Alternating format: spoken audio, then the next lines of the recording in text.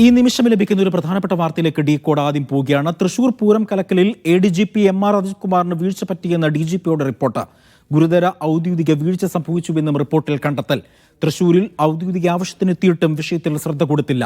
മേൽനോട്ടക്കുറവ് സംഭവിച്ചുവെന്നും റിപ്പോർട്ടിൽ പരാമർശം. അന്വേഷണ റിപ്പോർട്ട് DGP സർക്കാരിന് കൈമാറി. KR സജു വിവരങ്ങൾ നൽകും. KR സജു, വിശദാംശം. അജിത്, തൃശൂർ പൂരം കലക്കലുമായി ബന്ധപ്പെട്ട ത്രിതല അന്വേഷണത്തിന്റെ ഭാഗമായി അജിത് കുമാറിന്റെ ഭാഗത്തുനിന്നുള്ള വീഴ്ചയെക്കുറിച്ച് പരിശോധിച്ച DGPയുടെ റിപ്പോർട്ടാണ് ഇപ്പോൾ മുഖ്യമന്ത്രിക്ക് ആഭ്യന്തര വകുപ്പിന് സമർപ്പിക്കപ്പെട്ടിരിക്കുന്നത്.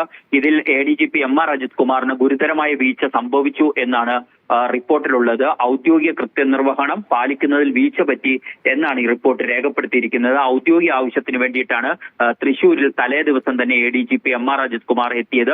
അപ്പോൾ തന്നെ റവന്യൂ മന്ത്രി K രാജൻ അടക്കമുള്ളവർ അവിടെ ചില പ്രശ്നങ്ങൾ ഉണ്ടാകാൻ സാധ്യതയുണ്ട് എന്ന കാര്യം ബോധ്യപ്പെടുത്തിയിരുന്നു.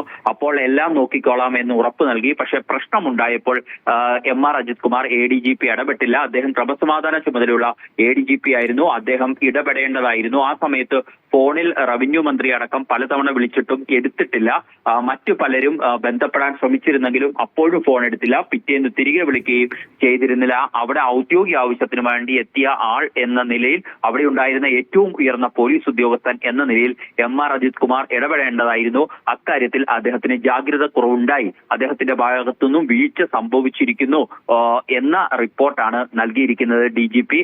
നമുക്കറിയാം, ഈ മാസം 30-ന് DGP ഷെയ്ഖ് ദർവേസ് സാഹിബ് വിരമിക്കാനിരിക്കുകയാണ്. അതിനു മുന്നോടിയായിട്ടാണ് അദ്ദേഹം റിപ്പോർട്ട് സമർപ്പിച്ചിരിക്കുന്നത്. സ്വാഭാവികമായും ഈ റിപ്പോർട്ടിൽ മേൽ സർക്കാർ എന്ത് നടപടിയെടുക്കുമെന്നാണ് ഇനി അറിയാനുള്ളത്. നമുക്കറിയാം, പല ഘട്ടങ്ങളിലായി MR അജിത് കുമാറിനെ സംരക്ഷിക്കുന്ന നിലപാടാണ് സംസ്ഥാന സർക്കാരും മുഖ്യമന്ത്രി പിണറായി വിജയനും ഒക്കെ സ്വീകരിച്ചു വന്നിരിക്കുന്നത്.